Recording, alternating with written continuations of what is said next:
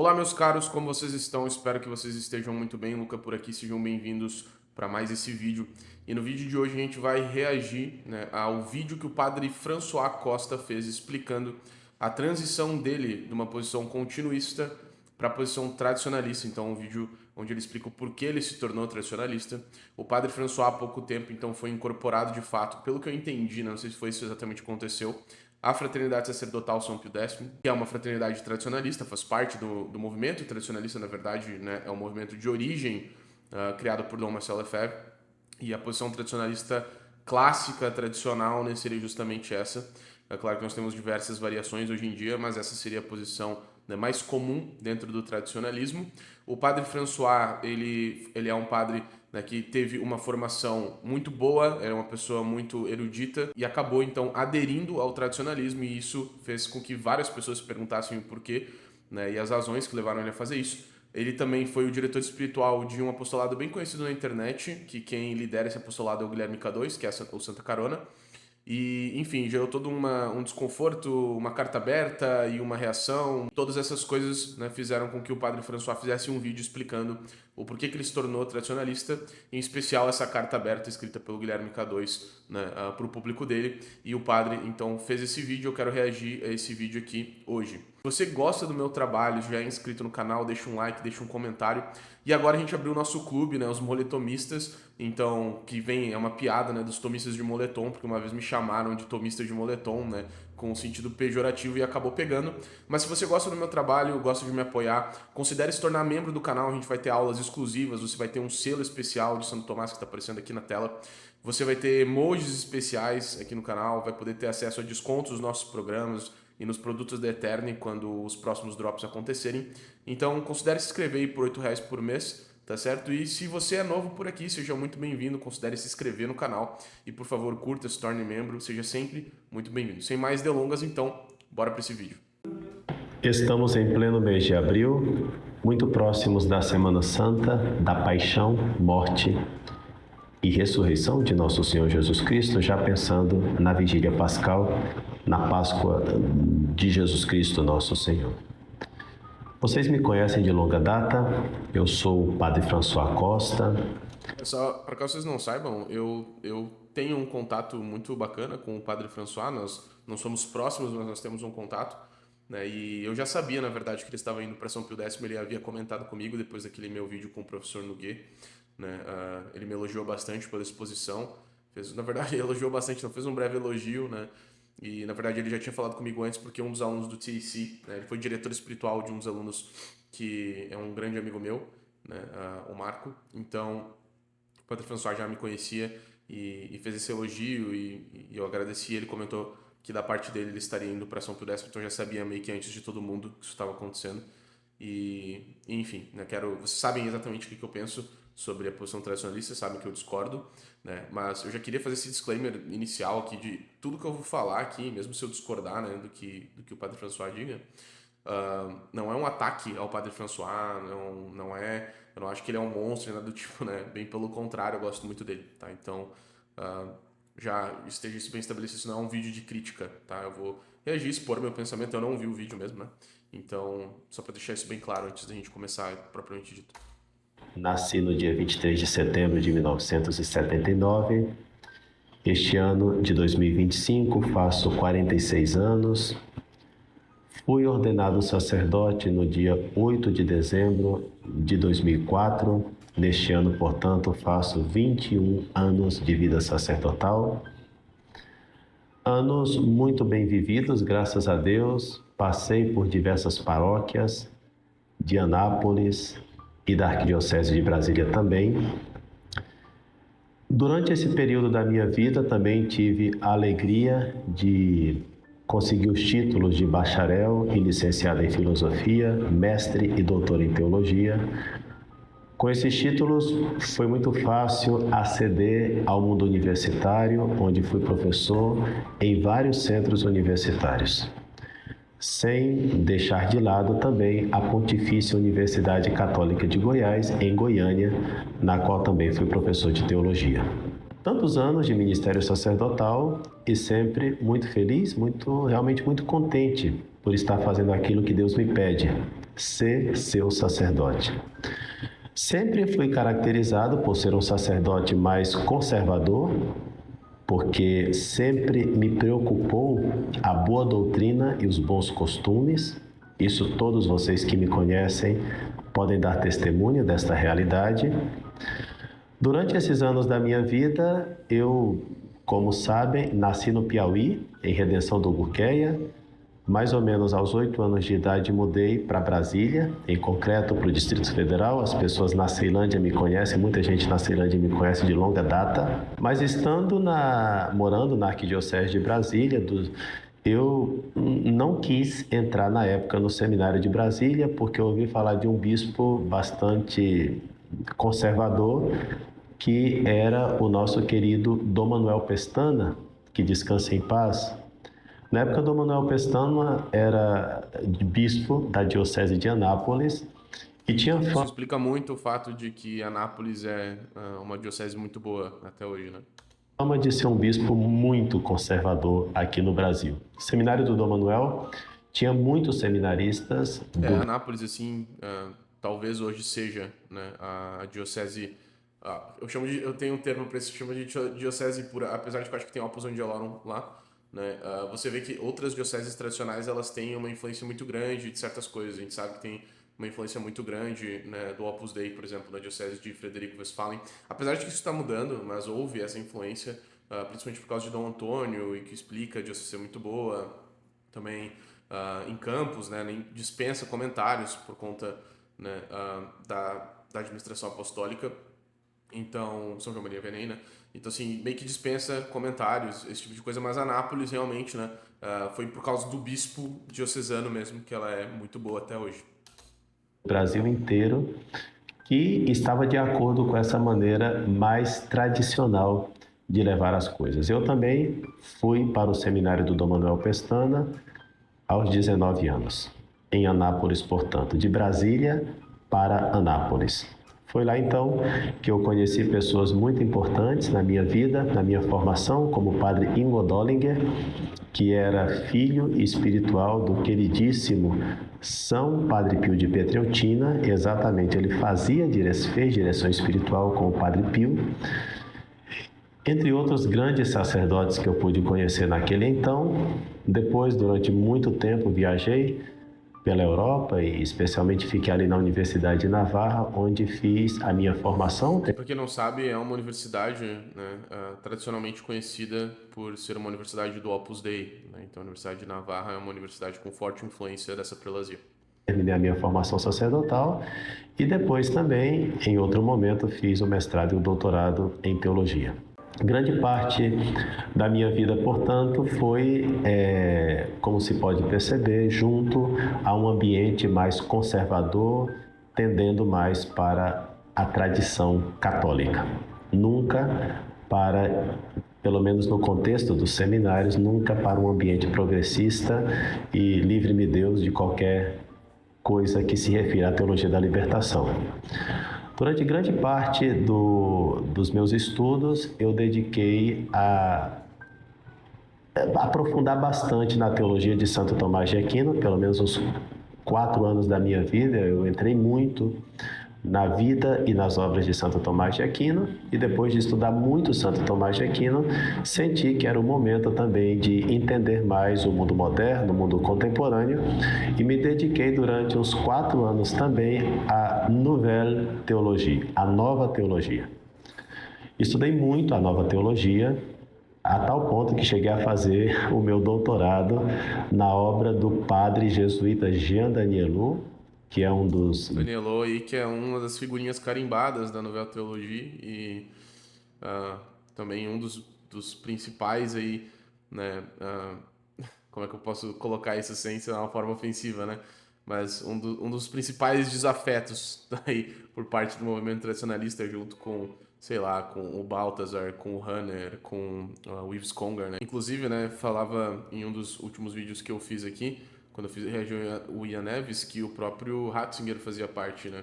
Eu tinha ligações com esse grupo quando eu era jovem, que era justamente a época que esse grupo existiu, nas décadas que antecederam o Concílio Vaticano II, e toda essa Nouvelle Théologie, né, dessa nova teologia. Esse título veio justamente por causa do padre Garrigou Lagrange, né, que era um padre do tomismo de estrita observância que fez, né, que escreveu sobre esse movimento teológico. Começou lá com Teilhard de Chardin, com Alfred Loisy, né, que foram os principais expoentes dessa teologia, né, nessa nova corrente teológica, que rivalizava com a ascensão de uma neoescolástica, porque no século anterior, né, para quem não sabe disso, no século XIX e início do século XX, a igreja queria que houvesse um reavivamento, né, dos estudos da teologia e filosofia de Santo Tomás de Aquino, principalmente.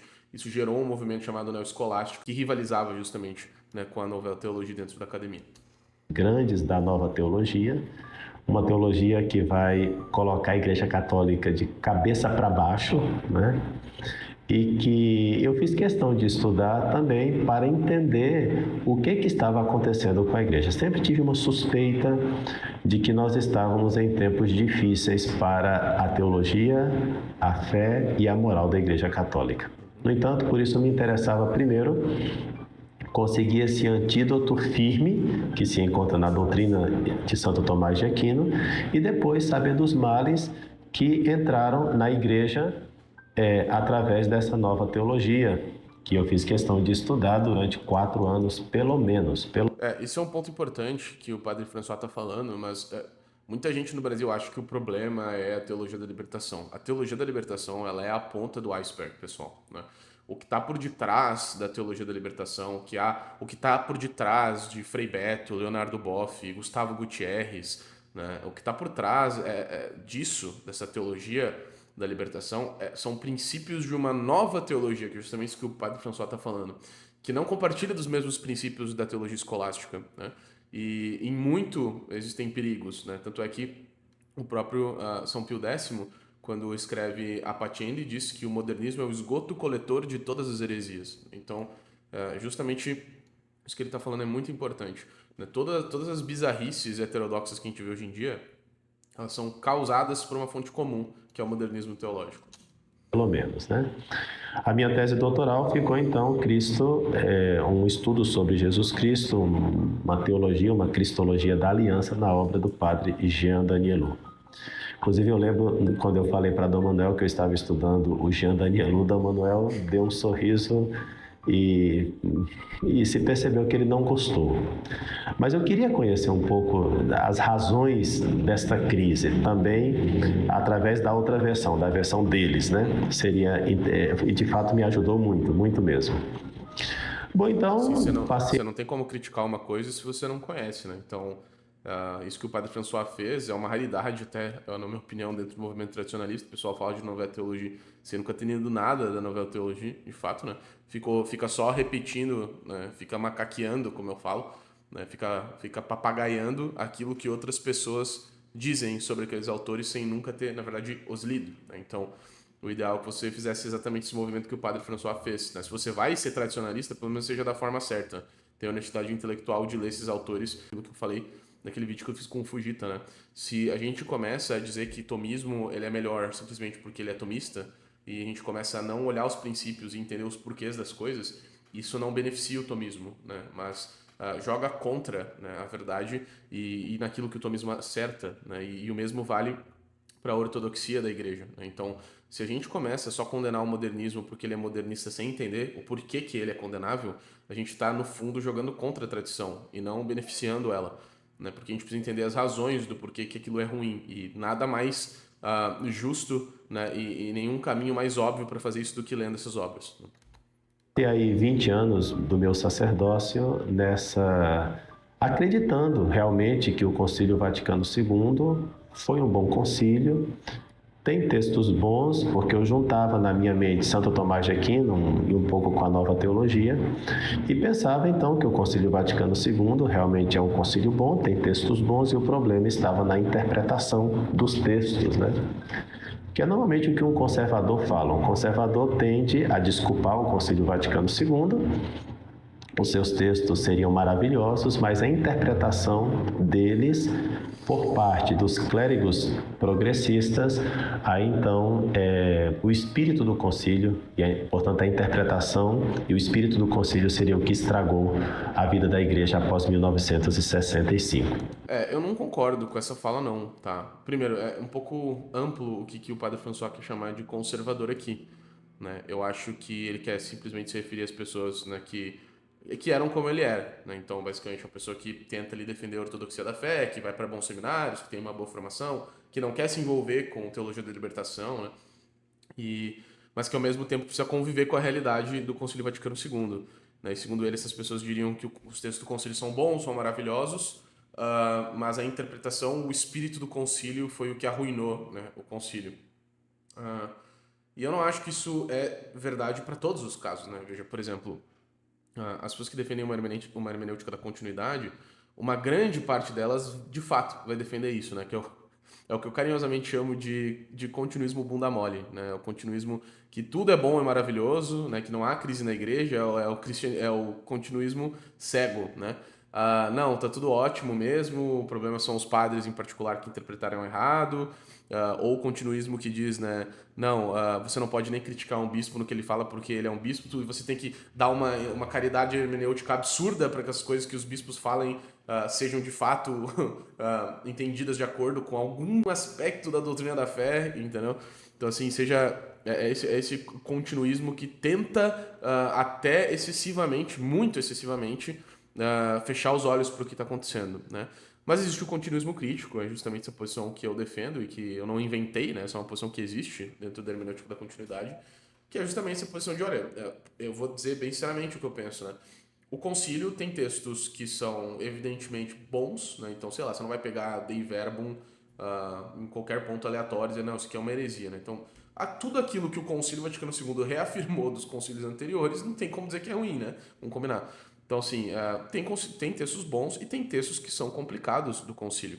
Mas você vê, por exemplo, o Ratzinger, né, que talvez seja o principal continuista, a principal referência do continuismo crítico, né, o falecido Papa Bento XVI, Papa Emérito, ele mesmo tem uma homilia onde ele tenta destruir a questão do espírito do concílio. Né? Ele tenta dizer que não há tal coisa como o espírito do concílio, que é uma má interpretação. Não que seja uma má interpretação, existe realmente malícia nessas pessoas. Não é que houve um espírito de má interpretação, não. Simplesmente há uma malícia, né, de enviesar textos e de simplesmente fazer coisas que não estão nos textos conciliares. Né? Então é justamente isso. Sem negar que existem dificuldades nos textos do concílio. Então, sei lá, se você falar para mim que Lumen Gentium, quando ela fala do subsist in, ela poderia ser mais clara, eu vou falar, pode ser que ela poderia ter sido mais clara. Existem dificuldades no texto, como existe dificuldade em muitos textos de outros concílios também, tá? Não é uma novidade do Concílio Vaticano II isso. É claro que no Concílio Vaticano II isso é mais generalizado, você tem uma dificuldade de linguagem realmente ali. Então, quanto à questão da ambiguidade, né? Pode ser que eu, em determinado ponto, vai dizer, não, realmente, esse texto parece ambíguo. Em outros, né, eu também acho que os tradicionalistas deveriam ceder ao fato de que a ambiguidade ela tem duas causas, ou ela está no texto mesmo, ou na interpretação daquele que lê. Eu acho que muitas dificuldades do conciliares, elas são ambíguas porque as pessoas que estão lendo, elas não estão preparadas para ler aquilo. Né? Elas simplesmente não conseguem entender o que a palavra subsiste, por exemplo, quer dizer dentro da filosofia. Né? Então, que é simplesmente o modo de existir da substância. Então, por exemplo, nesse ponto, já falei várias vezes, parece que o concílio está mais reafirmando o dogma da indefectibilidade da igreja do que dizendo que a igreja católica não é a igreja de Cristo. Então, exemplos assim, tá? Mas não, eu não diria que os textos do concílio são maravilhosos, não. Né? Existem textos bons, mas existem problemas, evidentemente, com certas partes do concílio Vaticano II, com certos trechos em específico, onde parece que o concílio Vaticano II aparenta, né? Justamente pregar algo contrário ao que a igreja ou que os papas já haviam pregado antes. Né? Então, eu não nego isso. Né? Negar isso é um absurdo. Então, não estou dizendo que há uma contradição real, eu estou dizendo que é inegável o fato de que há contradições aparentes. Assim como seria um absurdo eu negar, por exemplo, que existem contradições aparentes nos textos bíblicos. Né? Então, isso não significa que, sei lá, que eu tenha que simplesmente dizer que a Bíblia então é ruim ou falsa só porque existem contradições aparentes. Então, justamente se você pegar qualquer ateu argumentando, funciona mais ou menos da forma com que o tradicionalista médio, eu não estou dizendo que é o padre François, né, mas o tradicionalista médio, ele lê o Concílio Vaticano II, é sempre uma chave de leitura viciada. né? Então, como é que Deus pode ser totalmente bom e amoroso se lá no Antigo Testamento as crianças riem do profeta, que ele é calvo, e aí o profeta, né, invoca uma ursa que come as crianças e tal. Então, tipo assim, isso é contraditório, é uma contradição aparente, né? Então, que existem contradições, obscuridades nos textos do concílio, assim como existem no texto bíblico, por exemplo, é uma evidência óbvia, tá? E ninguém discorda disso. Agora, assim, ninguém discorda disso não, ninguém ciente realmente da crise discorda disso, né? Mas é óbvio, como eu falei, vai ter o continuista bunda mole que vai dizer, não, isso aqui tá tudo de acordo, né? Não tem contradição nenhuma, tá? Então, realmente tem dificuldades, tá? Padre François, e existem pessoas que estão dentro de uma hermenêutica da continuidade que admitem isso perfeitamente. Tá? Continuei a estudar e hoje eu preciso dizer para vocês que eu discordo dessa tese que eu mesmo concordava em outros tempos. Então, só para vocês entenderem, né, que eu acabei falando bastante, ele mudou, né, de posição. Ele tinha essa posição que ele achava que o concílio era maravilhoso e tal, que existia um espírito do concílio, que esse espírito em relação ao concílio de que na verdade ele foi progressista, que ele mudou a igreja e tal. O que é diferente de realmente distorcer o concílio, né? É literalmente uma interpretação do concílio que é alternativa ao que a fé ortodoxa interpretaria, né? Mas ele está dizendo então que ele era assim e que ele não é mais assim, né? Ele mudou dessa posição para uma posição contrária a essa, pelo que eu entendi. A meu ver, não é somente uma interpretação do concílio que é ruim. Os meus estudos me levam a pensar que os textos do Concílio Vaticano II têm pontos enfermos, doentes.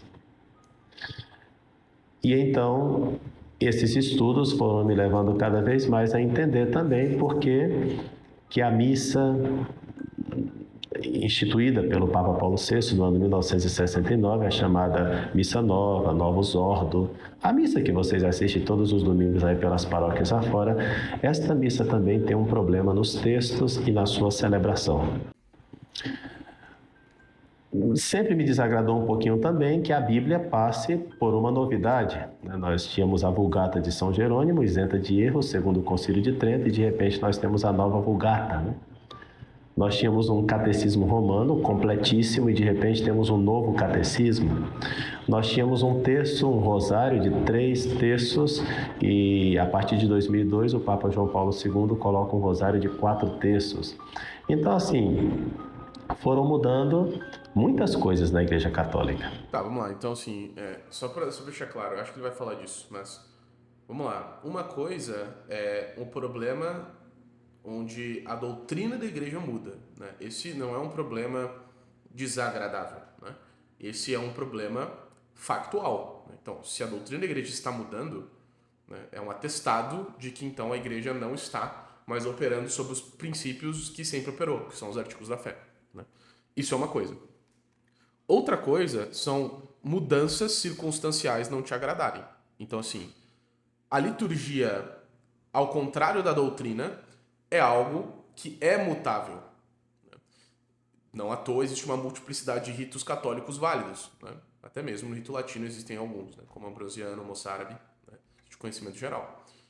Então, apesar de que a doutrina da igreja não pode mudar, né? E a mudança da doutrina da igreja não só desagradaria, não só causaria uma estranheza, como de fato comprovaria um problema verdadeiro, a liturgia, por outro lado, poderia mudar sem que houvesse, né, um problema necessariamente com isso. Não à toa o missal que o Padre François reza é de 1962. Né?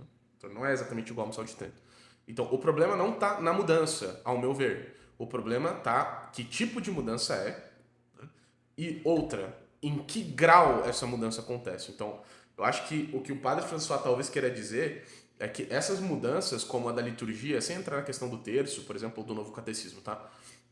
A mudança da liturgia, ela acontece num grau muito grande, né? Que é justamente o argumento, e eu acho que os tradicionalistas mesmo, não o Padre François, mas os tradicionalistas, principalmente os leigos, frequentemente esquecem, né, o argumento de Dom Marcelo Lefebvre, que não é um problema a liturgia mudar necessariamente, o problema é o grau em que a liturgia muda. Então, o argumento de Dom Marcelo é claríssimo. Olha, não se pode mudar tão profundamente a lex orandi sem que também se altere a lex credendi. Então, não é que não se pode mudar a lex orandi simpliciter, secundum quid, então não se pode mudar a lex orandi neste grau sem que também se altere a lex credenda, que é um outro argumento muito, muito interessante mesmo. Né? Mas então, assim, o Papa João Paulo II, São João Paulo II, instituiu novos 5 mistérios do Rosário, né? Apesar de que possa te desagradar, não é um problema. Isso não é um problema, tá? É um problema apenas na medida que possivelmente reflete ou é uma consequência, né, de mudanças doutrinais, né, naquilo que não pode ser mudado. Tudo bem, nesse sentido eu até entendo a estranheza, mas a coisa por si só não pode constituir um problema. Pode te desagradar, né, mas não pode constituir um problema. A mudança trazer um novo catecismo também não é em si um problema. Ele só é um problema, né? E é isso que eu acho que o padre François está querendo dizer. Só é um problema, então dando a caridade hermenêutica, né? Só é um problema à medida que reflete alterações dogmáticas instituídas pelo Vaticano II. Né? Então acho que é isso que ele está querendo dizer. Mas a liturgia, por exemplo, eu acho que ela cai num outro problema, que é o problema não é mudar, o problema é o grau que muda, né? E por que muda. Então, só para esclarecer isso, né? Existe uma diferença entre algo ser factualmente um problema de ser alterável, né? Ou seja, algo que não é alterável ser alterado, e algo que é alterável ser alterado e te desagradar. Existem essas duas coisas e elas são distintas, né? Uma missa nova, um rosário novo, um catecismo novo, uma Bíblia nova, uma nova concepção de sacerdócio, parece que uma nova concepção de missa. Tudo isso foi agitando bastante a minha consciência. E fui percebendo que a Igreja Católica, ela precisa realmente de uma restauração. O Papa Paulo VI, ele tinha dito que por alguma fresta, alguma janela, a fumaça de Satanás tinha entrado na Igreja. Lá pelos anos 60 que ele disse isso, logo após o Concílio Vaticano II. O Concílio Vaticano II aconteceu do ano 1962 a 1965, e o Papa Paulo VI disse que existia alguma coisa na Igreja que estava provocando sua autodemolição. A expressão é dele mesmo, tá? Eu estudei todos os documentos do Concílio Vaticano II, todos, absolutamente todos. Li os 16 documentos do Concílio Vaticano II. E posso dizer que encontro vários erros nos textos. Esse vídeo não serve para fazer uma análise profunda de cada um dos textos. Nossa, se você quiser, Padre François, eu te convido a gente fazer esse vídeo juntos. Eu quero que a gente possa fazer aquele estilo que nem eu fiz com o professor Noguet, onde você expõe, né, os erros que você encontrou. Ficaria bem feliz de a gente, né, fazer esse tipo de vídeo juntos. De cada um dos textos, mas estou convencido que existem vários erros dentro dos textos do Concílio Vaticano II, pelos estudos que eu fiz. Quem sabe em outros vídeos eu possa explicar isso melhor. Ou faça vídeos mesmo, acho que seria bem bacana para a opinião mesmo geral, né, ouvir do senhor o que o senhor encontrou.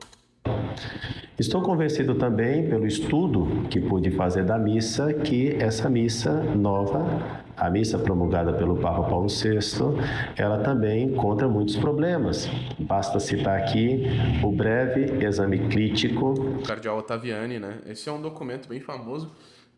Cardeal Bach Ottaviani. Inclusive, eu não sei se é verdade, se alguém souber nos comentários, mas eu ouvi uma vez que o próprio Cardeal Ottaviani tinha se retratado de ter escrito isso. Se alguém souber disso, deixe aí nos comentários. Mas o breve exame crítico é realmente um breve e bom exame crítico do Cardeal Ottaviani, tá?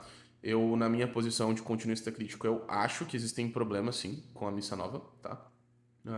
Eu não acho que são problemas ao nível de tornar a missa ilícita, sacrílega ou danosa aos fiéis, mas eu acho que existe um problema, principalmente se você compará-la com a missa tradicional.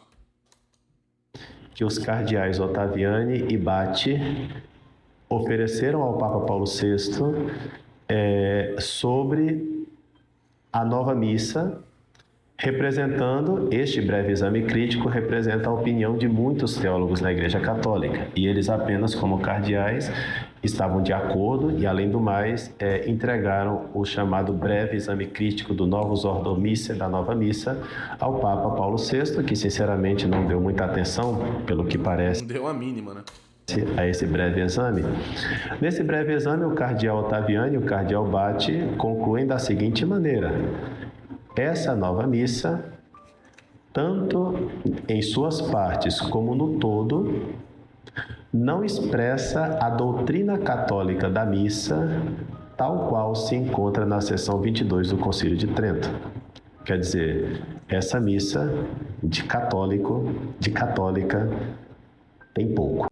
Eu acompanho em parte essa crítica, tá? Eu acho que a nova liturgia, ela expressa de uma forma menos perfeita do que a missa tradicional. Menos não, bem menos, na minha opinião, né? E aqui eu não tô falando, gente, de incenso, latim, orientem. Não é isso que o padre François tá falando. Ou melhor, não é só isso, porque isso está previsto no Sacrosanto Concílio, né? Isso está previsto no Novo Missal Romano, tá? Só não fazem, mas tá lá. Então, é aquilo que eu falei, não é que é um espírito de interpretar. Não. Os caras simplesmente não fazem o que tá na porcaria do negócio, entendeu? Então, assim, você pega o Sacrosanto Concílio, tá lá, né? Deve preservar-se o latim como língua litúrgica. Deve preservar-se a música sacra. Aí tá lá o vídeo do padre revoltado que o pessoal tá cantando glória em latim na missa, entendeu? Então, assim, que missa que você vai que é Novus Ordem em latim? Então, não é só uma questão de espírito, não. Os caras literalmente não fazem o que está no documento, tá? Então, isso é uma coisa. Mas o que o padre François está falando não é isso. E o que eu estou falando não é isso, tá? O que a gente está falando é que se você tivesse uma missa Novus Ordo perfeita, pega uma missa Novus Ordo e faz perfeita como o concílio, né, diz na Sacrosanto Concílio e como o Novo Missal Romano diz. Você faz perfeita. Tenta colocar ela o mais perto possível, o mais parecido, né, da perfeição. Ela, primeiro, vai imitar em quase tudo que ela tem a missa tradicional, ela vai, porque lex orandi, lex tradendi, né, vai pegar a tradição. Então, ela vai fazer isso. Então, você pode fazer isso, celebra a missa tridentina de uma vez, olha. Então, a missa tridentina teria que ser um rito ordinário, se fosse por isso. Mas o que eu acho que o padre François está falando, e que é o que eu concordo, é que a missa nova, ela tem imperfeições na sua estrutura ideal, né? E que imperfeições são essas? Elas são imperfeições no próprio sentido de liturgia, porque a liturgia é a expressão da fé no rito. Então, mais perfeita será uma liturgia quanto mais ela expressar os artigos de fé no rito. Então, a missa nova, ela se depôs de expressar tão perfeitamente assim os artigos de fé no rito católico. E a missa tridentina faz isso muito mais perfeitamente. Então, é justamente nesse sentido que eu concordo em parte com a crítica. É muito sério isso falado por dois cardeais, um dos quais era braço direito, o segundo homem dentro do Vaticano, como o cardeal Ottaviani. Então, tudo isso me fez refletir cada vez mais, né, sobre o que estava acontecendo e descobri também que dentro do Concílio Vaticano II houve um bispo, para ser mais exato, um arcebispo, chamado Marcel Lefebvre, que junto com outros 200 bispos, entre os quais um brasileiro, do Antônio de Castro Maia, já dentro o Leão de Campos do concílio, através do Cetos Internationalis, um grupo de bispos tradicionais que estavam com medo do que estava por vir no e dentro e depois do Concílio Vaticano II, já fizeram uma série de iniciativas para ver se combatiam os males que viriam depois do concílio, em e depois do concílio. Esse bispo Dom Marcel Lefebvre foi uma pessoa que teve coragem de levantar a voz quando poucas pessoas tinham coragem, e ele acabou sendo quase que uma pessoa quase que solitária em meio a tudo isso, né? O fato é que depois do Concílio Vaticano II, o Papa João XXIII acreditava que ia ser uma verdadeira primavera. Não foi uma primavera, na verdade, foi um inverno, porque de 65 até os nossos tempos, mais ou menos 50 mil sacerdotes já deixaram o ministério. Seminários que tinham 900 seminaristas estão reduzidos a 7, 10, 20 seminaristas. As freiras, que eram muitas e cuidavam de colégios, hospitais, estão tendo uma verdadeira crise. Praticamente não há vocações femininas. No Brasil, até os anos 60, 94% dos brasileiros se declaravam católicos. Não estou falando que vão à missa, mas que se declaravam católicos. Hoje em dia são menos de 50%, já é menos de 50% do povo que se declara católico. Aqueles que iam à missa até 1960 era mais ou menos 30% dos católicos iam à missa. Hoje em dia nós estamos numa média de 7% de pessoas que vão à missa. Já entre os católicos, é claro, né? Não foi uma primavera. Só quero comentar um ponto sobre isso, né? Que esse é um dos grandes argumentos, assim, grandes e comuns argumentos por parte do meio tradicionalista para tentar implicar no concílio que ele teria sido, né, ruim, porque ele causou esses dados dessa forma. Então, foi por causa do concílio que o número de católicos diminuiu no Brasil, foi por causa do concílio que os católicos que vão à missa ou que creem na Eucaristia diminuiu, foi por causa do concílio que as vocações não existem mais. E, novamente, eu acho que essa é uma conclusão apressada das coisas, ou melhor, é uma conclusão que de alguma forma parte de uma certa petição de princípio, né? Então, eu quero provar que o Concílio Vaticano foi ruim. Aí eu digo que o Concílio Vaticano foi ruim, por quê? Porque o número de católicos caiu. Tá, mas o número de católicos caiu por quê? Por causa do concílio, né? Então, eu assumo que o concílio foi ruim, que o número de católicos caiu por causa dele, para provar que o concílio foi ruim. Então, é um argumento, de certa forma, circular. Como é que você foge dessa circularidade? Você tem que provar, né, que esses dados, eles caíram, né, que o número de católicos que vai à missa, que crê na transubstanciação, que o número de vocações caiu por causa do Concílio Vaticano II. Você não pode assumir que foi por causa do Concílio Vaticano para então provar que o Concílio Vaticano II foi ruim. Então, o Concílio Vaticano II ele foi ruim porque o número de freiras diminuiu. Tá, mas por que o número de freiras diminuiu? Por causa do Concílio Vaticano II. Então, o Concílio Vaticano II diminuiu, o Concílio Vaticano II foi ruim porque o número de freiras caiu porque o Concílio Vaticano foi ruim. Logo, o Concílio Vaticano II foi ruim. Então, assim, eu acho que, em certo sentido, o concílio, né, ou em certo grande sentido até, o concílio tem a sua culpa, né, por causa tem a sua culpa no fato de que essas coisas aconteceram. Mas se você parar bem para olhar a história do século passado, o Concílio Vaticano II jamais poderia ser interpretado como a única causa disso, né? A secularização da sociedade já vinha acontecendo desde a primeira metade do século XX. Nós tivemos duas grandes guerras, nós tivemos depois do Concílio as revoluções sexuais, né? Nós tivemos o marxismo cultural, nós tivemos o liberalismo, o metacapitalismo em ascensão, né? As grandes descobertas tecnológicas, nós tivemos a internet, tudo isso colabora, a globalização. Tudo isso são fatores que aconteceriam com ou sem o Concílio Vaticano II, tá? Então, eu acho que, e aqui eu não vou... Se você pegar os dados, por exemplo, antes da década de 60, o número de católicos já vinha caindo, né? O número de pessoas que iam à missa já vinha caindo, tá? Então, você simplesmente falar que o concílio é culpado disso, você deixar implícito nessa premissa que o Concílio Vaticano II é o culpado por causa disso, eu não acho que falha só do ponto de vista formal, logicamente falando, mas falha do ponto de vista material mesmo, porque isso não é 100% verdade, tá? É em alguma parte verdade. Então, enfim, o intuito desse vídeo não é refutar o Padre François, né? Eu só tô comentando sobre o que ele falou, porque muitas vezes as pessoas podem achar, né, que o concílio ele é o grande mal que causou essas coisas. Mas quando você para olhar realmente, parece que outros males também aconteceram e que influenciaram esse tipo de fenômeno que a gente vê hoje. Temos tantas pastorais nas paróquias e, infelizmente, as igrejas se esvaziam e o catolicismo no Brasil não cresce com as nossas iniciativas pastorais. Porque elas são horríveis, né? Vamos combinar. Qualquer empresário se questionaria sobre os seus métodos se aquilo que aplica faz diminuir a sua empresa. Aqui eu acho que tem um argumento bom, tá? Que é o quê? O que eu acho que a gente pode tirar disso que o Padre François está falando? Olha, tudo bem, Luca. Mesmo que o concílio não seja o culpado pela diminuição de católicos que vão à missa todos os domingos, pela diminuição das vocações, ou pelo menos que ele não seja o único culpado. Tudo bem, vamos botar lá. Concílio Vaticano II tem sua parcela de culpa, mas, sei lá, né? Movimento hippie, globalização, internet, né, redes sociais, bota tudo que você acha que fez com que a secularização na sociedade fosse inevitável. Legal.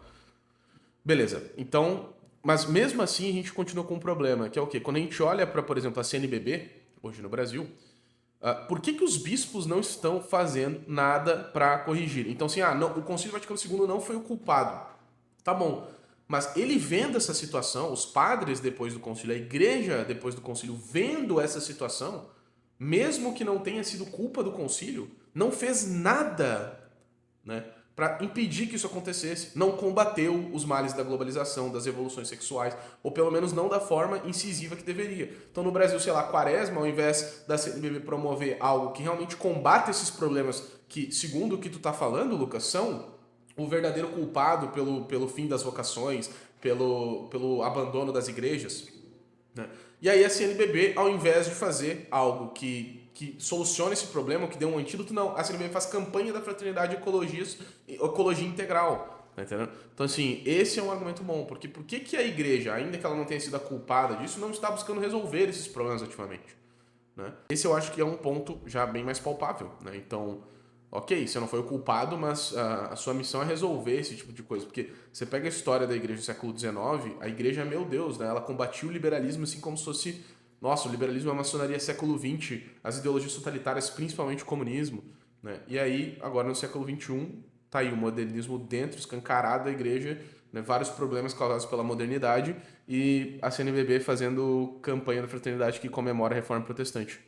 Não faz o menor sentido. Infelizmente, na Igreja Católica, nós não estamos conseguindo fazer esse exame crítico e simplesmente as coisas continuam degringolando, como nós estamos vendo. Dom Marcel Lefebvre, ele, a meu ver, foi um homem bastante lúcido, nasceu em 1905, morreu em 1991, portanto, morreu já com uma idade bastante considerável. Não é um bispo qualquer, não era um bispo qualquer, era doutor em filosofia e teologia, foi missionário na África durante muito tempo, chegou... Legal que ele mencionou isso, né? Porque hoje os continuistas bunda mole adoram criticar o movimento tradicionalista, dizendo, olhem para a África, porque a África, né, a fé cresce lá, né, com aquelas missas onde o pessoal bate palma e coisa. A fé cresce na África, logo o Concílio Vaticano II foi bom. Só que a fé só cresce na África porque tiveram homens como Dom Marcel Lefebvre que deram suas vidas para construir apostolados onde hoje se colhem frutos. Né? E não é só no cristianismo, no catolicismo que bate palma na missa que cresce. Não é só esse que cresce, né, na África, mas principalmente o catolicismo tradicional. Tá? Então, ainda bem que o Padre François falou isso porque também joga um pouco de luz sobre esse tipo de coisa. Né? Vejam só que engraçado, hoje o pessoal se gaba, né, do catolicismo na África, que só existe por causa de homens como Dom Marcel Lefebvre. Chegou a ser arcebispo, um homem de confiança do Papa Pio XII, foi um dos bispos que estavam na preparação do Concílio Vaticano II, a partir de 1960. Ele assistiu e trabalhou em todo o Concílio Vaticano II, de 1962 a 1965, e foi vendo que aquilo ia causar uma ruína na Igreja Católica, como de fato tem acontecido. A parte disso, um outro bispo que não se destaca por ser tradicional, muito pelo contrário, o cardeal Zinnes, chegou a dizer, isso é do cardeal Zinnes, não é de Dom Lefebvre. O cardeal Zinnes chegou a dizer, o Concílio Vaticano II é o 1789 da Igreja Católica. Isso é Revolução Francesa, né? Para quem não pegou a referência. Muito forte, dito por um cardeal católico. Não sou eu que estou dizendo. O cardeal Zinnes disse isso. Dom Lefebvre, depois que terminou o Concílio Vaticano II, tempo depois, ele recebeu a visita de alguns seminaristas preocupados com a própria formação, vendo que no seminário já não se ensinava com correção a doutrina católica direitinho, e pediram a Dom Marcel Lefebvre que se encarregasse da formação sacerdotal deles.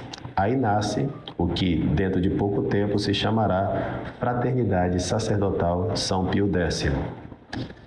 No começo, tudo bem, com todas as aprovações, mas logo viriam as tribulações, especialmente a inveja por parte de certos clérigos franceses. que levou a visitas ao seminário de Econe, que era o seminário da Fraternidade Sacerdotal São Pio X, e acabou que 5 anos depois se retiraram as licenças da fraternidade. E de tal maneira que Dom Lefebvre ficou numa situação difícil entre continuar a assistência àquelas almas que lhe estão confiadas ou simplesmente obedecer de maneira mais bem cega. Pensou, rezou e decidiu que deveria continuar. Ordenou sacerdotes já sem autorização da Santa Sé, o que lhe mereceu uma suspensão ad divinis, que é uma pena eclesiástica, que ele julgou que foi inválida, porque não tinha motivo para tal, e realmente as penas da Igreja Católica devem ter motivo, né? Uma pena se dá porque houve um delito. Então, ele julgava que pelo estado de necessidade das coisas, como as coisas estavam se degringolando, ele julgar sem apelar à mente do legislador, né? Então, isso aqui para mim é indefensável, tá? De Dom Marcelo Lefebvre. Em qualquer âmbito da teologia moral, isso já é bem esclarecido, né? E isso sem querer manchar a reputação de Dom Marcelo, né? Dom Marcelo foi, de fato, um grande bispo, ao meu ver também. Mas nisto, ele errou. Ao meu ver, é aqui que está o erro de Dom Marcelo. Mas, enfim, isso é um tema talvez para um outro vídeo, né? Mas ele tinha um dítame vencível da razão prática, ele não apelou à mente do legislador. No fim, quando foi apelado, o legislador disse que ele estava quebrando a lei, ele fez de qualquer... Enfim, assim, realmente, nesse ponto, eu acho que é onde há a minha maior discordância, assim, né? Com a questão tradicionalista. Mas enfim, né? O que o Padre François não está dando uma opinião dele, tá? Ele só está falando o que foi, de fato, o que Dom Marcelo pensava. Que ele estava em estado de necessidade e, por isso, né, aquela pena ela seria nula porque não há um delito real. Deveria ajudar a Santa Mãe Igreja, através dessas ordenações. Foi o juízo prudencial que ele teve. Você pode me dizer que ele está errado, que ele está certo, mas foi o que ele viu diante de Deus, nosso Senhor. Tá bom, também acho que é. Pois bem, depois continuou essas relações tensas com o Vaticano. Bem intensas. E depois do encontro de Assis, onde o Papa João Paulo II praticamente se colocou a nível daqueles líderes religiosos, no mesmo nível daqueles líderes religiosos, e aquilo parecia até um ato confuso de sincretismo e coisas do tipo, aquilo assustou muito Dom Marcelo Lefebvre e ele decidiu então ordenar bispos para continuar o seu trabalho de formação sacerdotal. É muito importante, não sei se o Padre François vai falar disso, né? Mas é muito importante porque tem muita coisa nebulosa aqui no meio da parte da Santa Sé, né? Porque foi prometido a Dom Marcelo que a fraternidade teria, né, bispos ordenados, assim como, né, hoje nos movimentos Ecclesia Dei é prometido, por exemplo, ao IBP que um bispo, né? E isso nunca aconteceu. Então é prometido aos movimentos Ecclesia Dei bispos, né? Então, por exemplo, hoje a administração apostólica São João Maria Vianney tem Dom Rifan, né? Mas vejam só que engraçado, quando Dom Rifan morrer, né? Quem que vai ser o bispo? Por que ele nunca ordenou bispos? Tá certo? Para São Pedro é a mesma coisa. Então, a igreja não dá bispo para esses movimentos, né? E isso é interessante porque a igreja não deu bispo a Dom Marcelo Lefebvre. Então, não autorizou Dom Marcelo a sagrar os bispos, né? Então, isso se perdurou por anos, não foi uma coisa de um mês. Dom Marcelo pediu para Santa Sé, Santa Sé falou que não, ele ficou brabo, foi lá e se revoltou. Não é bem assim, pessoal. Assim, foi literalmente até o final da vida de Dom Marcelo, desde que o concílio aconteceu, né, até a década de 80, essa situação se arrastando. Ali, né, por décadas isso se arrastou. E a Santa Sé prometendo que daria, né, um bispo, ou seja, que autorizaria Dom Marcelo a sagrar bispos. E isso nunca, simplesmente nunca aconteceu, tá? E ele teria esperado, né, e ele achou com certeza que a Santa Sé estava só esperando ele morrer, né? Seria uma promessa que nunca seria cumprida. Então, daí vem, né, essa espécie de estado de necessidade, onde ele acreditava que estava, que se ele não ordenasse, a Santa Sé não daria. E tem toda uma controvérsia, porque quando chegou perto das sagrações de Econ, né?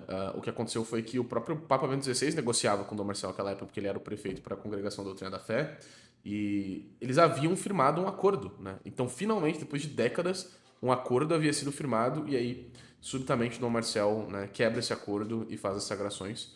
Inclusive, São João Paulo II mandou uma carta para Dom Marcelo implorando, e aqui que eu falo que houve apelação à mente do legislador, né? Porque o legislador literalmente mandou uma carta para ele dizendo que ele quebraria a lei, né? Que o estado de necessidade não se aplicaria nesse caso.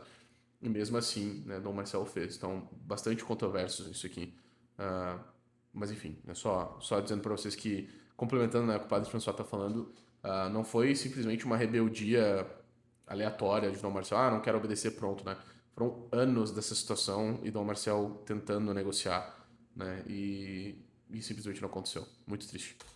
Porque sem bispos não tem ordenação sacerdotal, então ele precisava de bispos que pensassem como ele para garantir aquele trabalho de formação sacerdotal para ajudar a Santa Igreja. Foi assim que no dia 30 de junho de 1988 ele ordenou quatro bispos. E como ele ordenou em princípio sem autorização da Santa Sé, isso veio uma excomunhão para ele e para os ordenados, bispos ordenados. Isso é tipo cartilha de excomunhão, né? Ordenar bispo sem autorização do Romano Pontífice é excomunhão lato sententia, né? Essa excomunhão ele também considerou inválida, tanto no caso dele como no caso dos ordenados, uma vez que ele estava fazendo uma operação de salvaguardar a fé católica. Ele chamava de Operação Sobrevivência da Tradição. E ele julgou que aquilo não tinha nenhum delito, consequentemente não tinha nenhuma pena. Apesar do Papa João Paulo II declarar essa excomunhão, ele seguiu a vida nessas relações com o Vaticano. Sempre que o Vaticano o chamava para conversar, ele ia lá e se explicava. Então sempre teve essas relações com o Vaticano, porém hoje tem relações tensas, difíceis, né? O Papa Bento XVI retirou essas excomunhões, já não existe mais essas excomunhões aos quatro bispos, dos quais só vivem dois, né? O Dom Bernardo Felé e o Dom Afonso de Galarreta. Só existe, os outros dois já morreram. Dom Marcel Lefebvre morre ele mesmo no ano 1991. Nessa situação e nessas relações tensas com o Vaticano. Vocês veem que, assim vocês podem perceber que esta história é muito complexa, tem muitos capítulos, e eu mesmo, em algum momento, pensei que Dom Marcel Lefebvre seria uma pessoa, um desobediente, um cismático, ou qualquer coisa do tipo, né? Eu também não tinha todas as informações. Só para deixar claro, eu não acho que Dom Marcel é um cismático formalmente, tá? Acho que isso é uma... As pessoas que acusam o movimento tradicionalista de cismático, elas não sabem o que elas estão falando. E pensava isso. Só que estudando melhor, lendo melhor, indo atrás das coisas, eu percebi que não. Só para deixar claro por quê, tá? Porque existe o cisma material e o cisma formal, né? E o cisma formal depende da consciência e da intenção. E o cisma material, ele pode ser um ato cismático, né? Sem que seja formalmente um cisma, tá? Então tem essa distinção. Assim como Santa Joana d'Arc morreu condenada por um tribunal da Igreja Católica e hoje é Santa Joana d'Arc, penso que Dom Marcel Lefebvre, com toda essa situação nas costas, um dia será São Marcel Lefebvre. No momento, ainda cabe a nós esperar quais serão os próximos capítulos dessa restauração da fé católica. No que a mim respeita, no que a mim se refere, eu, diante de tudo que eu descobri, diante de tudo que eu sei, eu não sou salvador da igreja, não sou nenhum salvador da pátria, não acredito que o que eu fizer vá solucionar o problema da igreja católica. Longe de mim, seria uma soberba da minha parte pensar dessa maneira. E, no entanto... Muito legal isso que ele falou, porque é exatamente a mesma coisa que eu penso, né? Eu acho que o único sujeito capaz de resolver essa crise é o próprio Deus, através da igreja, né? Eu não acho que o Padre François está fazendo isso para se tornar algo como, né, o suprassumo, né? Então, não, essa é a solução, todo mundo tem que fazer isso. Eu tenho muitos amigos tradicionalistas, dos mais diferentes nuances, desde sede privacionista, sede vacantista, resistência, São Pio X, pessoas que nem fazem parte de nenhuma, com a coisa mais absurda ainda, tive colegas que eram assim, né, que não iam na missa há anos, por exemplo, porque não acreditavam que haviam mais padres validamente ordenados. E o que mantém a minha relação com essas pessoas é justamente o fato de que eu entendo, né, as razões do porquê essas pessoas pensam o que elas pensam e a posição, eu dou vênia para esses pensamentos, pode ser que eu discorde, né? E sobretudo porque eu sei que elas estão agindo de acordo com a própria consciência, né? E um católico ele nunca pode ser obrigado a agir contra a própria consciência, né? Então eles estão agindo de acordo com a consciência e sem, né, querer se colocar como a posição que soluciona a crise. Todos os tradicionalistas que eu tenho relação, que eu tenho boas relações, que eu conheço, apesar de todas as nossas discordâncias, uma coisa é unânime: não há nenhuma alegria nessa situação, né? Você não vê o Padre François indo para a tradição, apesar de que eu acho que ele está feliz, de que ele realmente acredita que essa seja a verdade, né? Tá agindo de acordo com a própria consciência dele. Ele não vai e fica tipo assim, né? Nossa, realmente, hahaha, aqueles otários lá, né? Do Vaticano II, haha, aqui somos a igreja verdadeira, blá, blá. Por mais que ele acredite que isso seja a verdade, que a São Pio X de fato, né, ela contenha a verdade, esteja certa nesse quesito, sempre há uma profunda tristeza por essa situação e não uma alegria. Ninguém queria estar vivendo isso, né? Todo mundo queria estar vivendo em unidade. Então, isso é uma coisa que, para muitos tradicionalistas, deveria ser um motivo para refletir, né? Se você está feliz com o seu grupelho, né? Se você está feliz com o seu espírito sectário, né? Os verdadeiramente tradicionalistas não estão, né? E nem os verdadeiramente continuistas estão. Então isso serve também para aquela galera que fica, seus cismáticos, seus hereges, né? O grupinho de vocês vão ser esquecidos na história da igreja como foram os outros hereges e tal. Não há nenhum tipo de alegria nesse tipo de coisa, não há do que se vangloriar. Penso que devo fazer aquilo que Deus Nosso Senhor me pede. E, no entanto, penso que devo fazer aquilo que Deus Nosso Senhor me pede. E o que Ele me pede, e que eu tenho certeza, é que eu me una a esses guerreiros de infantaria que estão há anos dizendo para Roma e para o Vaticano: voltemos à integridade da fé católica, à integridade dos sacramentos, à integridade do que é a hierarquia da igreja, a integridade do que é a pregação da palavra de Deus no dogma e na moral. Quero dizer que eu preciso estar próximo desses guerreiros na mesma trincheira. Você sabe o que é isso aqui ou isso aqui? Se você não sabe o que são essas imagens, você possivelmente tem muitos problemas para memorizar as coisas que você estuda. Essas gravuras... Vou lá comprar o curso do Victor Ellis para ele parar de ficar mandando ad aqui nos meus vídeos. Para a glória de Deus, para a salvação das almas, mas também para a salvação da minha própria alma. Porque por mais que alguém pense que eu estou agindo de maneira rebelde ou desobediente, eu sei que um dia estarei diante de Deus Nosso Senhor. E naquele dia, mesmo se você me achar errado ou certo, não vai adiantar nada. Seremos tão somente Jesus e eu a conversar sobre essas coisas. Eu concordo, Padre François. Acho que se o senhor está agindo de acordo com a sua consciência, então tudo bem, né? E eu não duvido das suas boas intenções, né? Nem um pouco. Não acho que o senhor queira ser um rebelde, desobediente. Não acho que o senhor está feliz, né, por não estar, né, se colocar numa posição de não estar em comunhão plena com a Santa Sé. Mas que o senhor esteja fazendo isso por um momento de necessidade. E o mais engraçado é que vão ter pessoas aí nos comentários que vão achar que eu estou passando pano para isso. E aí quando aparece um protestante dizendo: ai, mas eu tô errado e Deus vai me julgar, né? Porque, eu não sei. Aí fala: não, meu querido, fica tranquilo, né? Porque Deus leva em consideração, quando é com protestante, quando é com ateu, né? Quando é com pagão, aí é todo o acolhimento do mundo, né? Não, é porque Deus leva em consideração. Agora, quando é um padre católico falando isso, né, que realmente estudou a situação, que está com um problema ali de consciência em permanecer naquele estado, que precisa de fato, né, viver o seu sacerdócio, né, que isso é uma coisa que as pessoas não veem. Você, né, continuista leigo, tradicionalista leigo, você não faz ideia, ou se talvez nunca tenha parado para pensar como é difícil viver isso sendo sacerdote. A fraternidade sacerdotal São Pio X não é uma fraternidade para leigos, é uma fraternidade de sacerdotes. Por quê? Porque esse problema, quando ele acontece com o sacerdote, ele é perseguido na diocese, né? Ele é expulso de movimentos, expulso de seminários, não consegue ter sua formação, não consegue rezar suas missas, né? É escanteado, largado para cuidar de paróquias completamente assim, abjetas, lugares completamente remotos, né? Então, você, do seu conforto, talvez... Né? Talvez você ache que o Padre François, né, ele, sei lá, ele é um rebelde, é um desobediente, sem saber que para os padres que vivem nessa situação é muito difícil vivê-lo. Muito difícil. Né?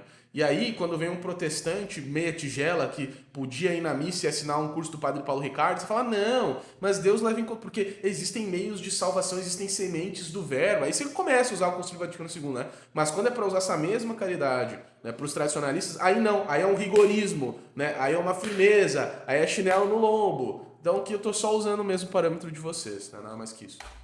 E eu tenho uma consciência, e eu tenho que prestar contas diante de Deus. Repito, eu não sou solução para a Igreja Católica, a minha atitude não é a solução para a Igreja Católica, mas eu preciso fazer aquilo que Deus me pede. Hoje em dia, a Fraternidade Sacerdotal São Pio X consta de mais de 700 sacerdotes e mais de 300 seminaristas, fora aquelas pessoas, aqueles grupos, aquelas congregações religiosas, aqueles mosteiros que se unem de alguma maneira com a Fraternidade Sacerdotal São Pio X. Inclusive, aqueles que são amigos da Fraternidade também são da Fraternidade porque têm o mesmo espírito, pensam da mesma maneira e combatem da mesma forma. Querem as mesmas coisas e rejeitam as mesmas coisas.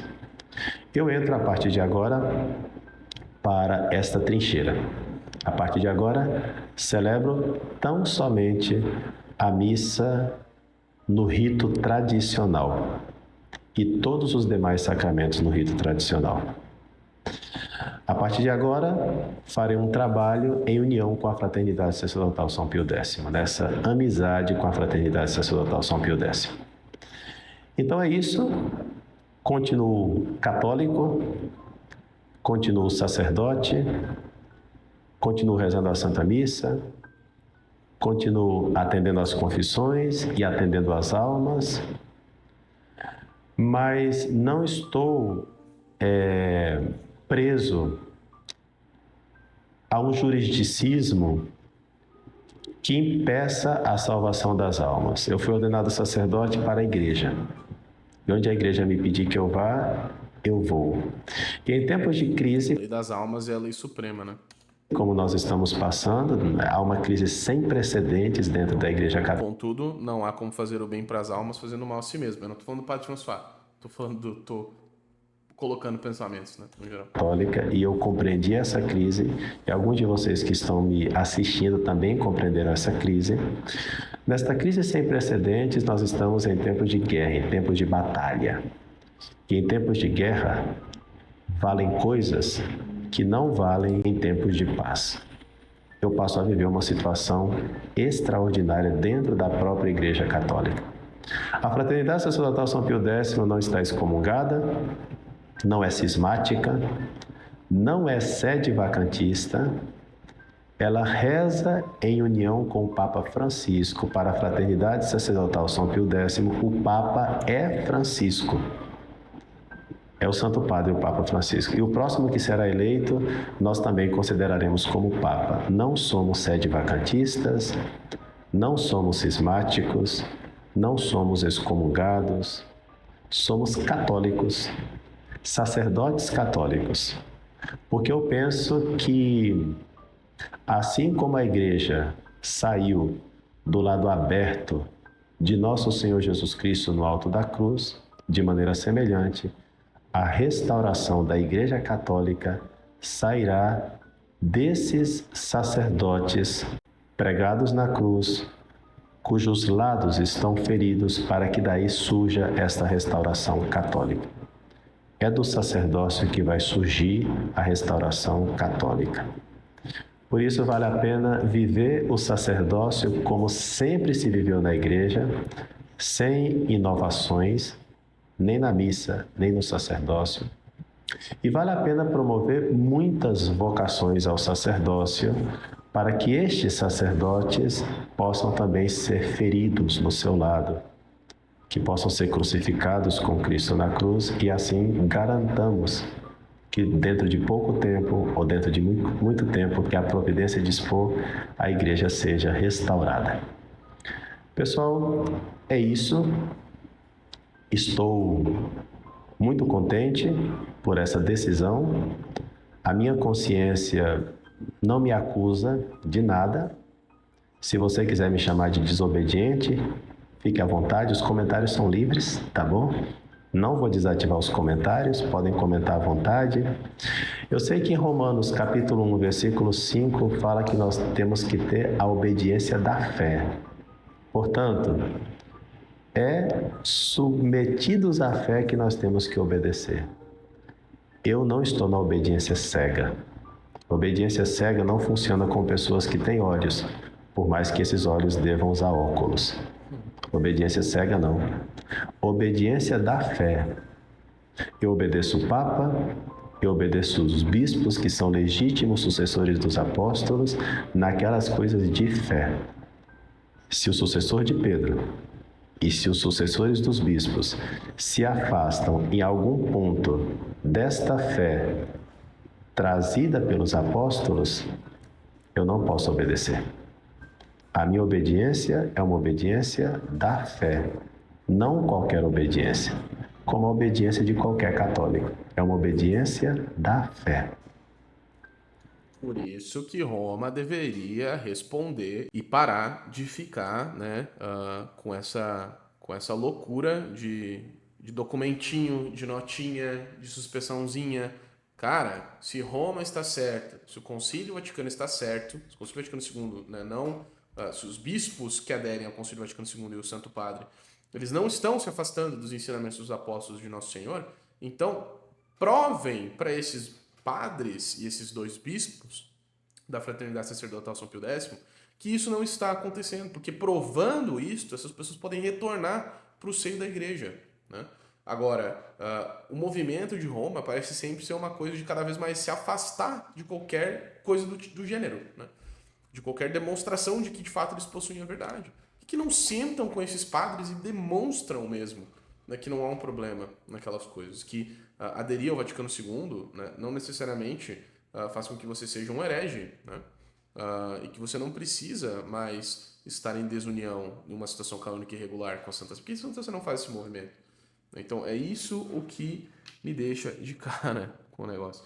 Que assim o Padre François poderia obedecer, né, de acordo com o Evangelho. Todo o meu respeito ao Santo Padre, o Papa, aos nossos bispos, também os nossos bispos do Brasil, todos sucessores dos apóstolos, mas a minha obediência é uma obediência da fé.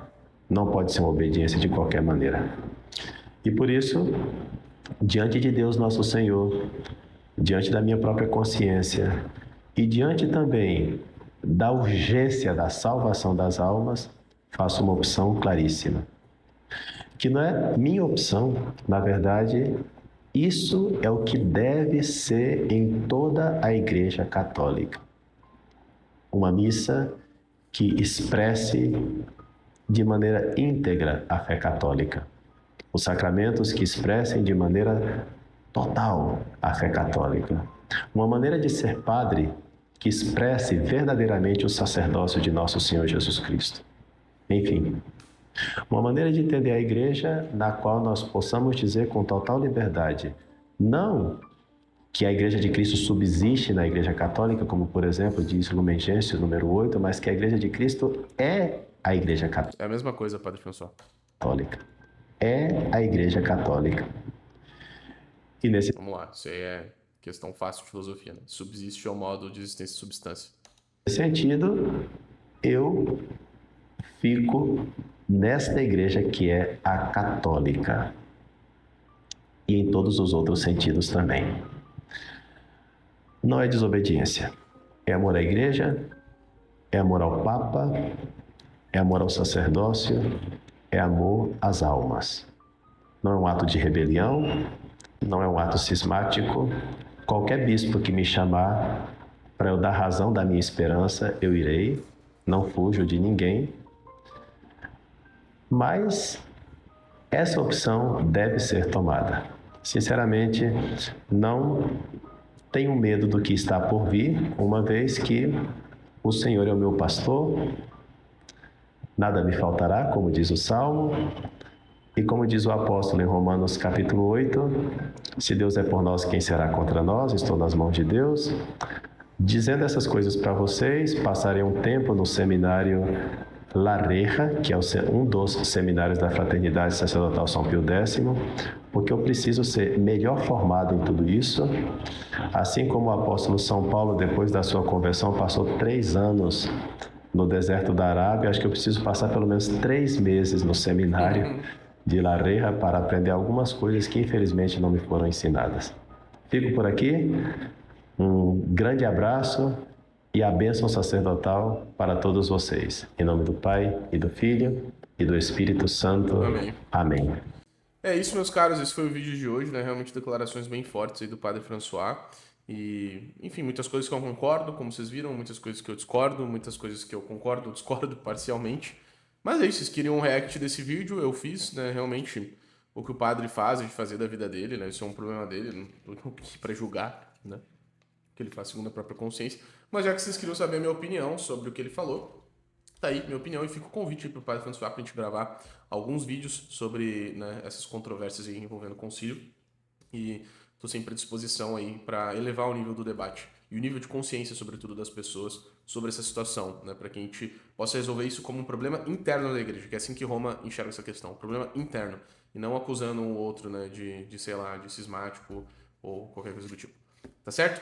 Como eu falei no início do vídeo, por favor, se você gosta do meu trabalho, se você gostou, né, se inscreve aqui no canal, deixa um curtir, deixa um comentário, uma sugestão. Considere se tornar membro do canal aqui para você apoiar o meu trabalho e também receber conteúdos exclusivos, emotes, selos e tudo mais. E se você é novo por aqui, se inscreve aí. E é isso. Tamo junto. Um grande abraço a todos vocês. Fiquem com Deus e até mais.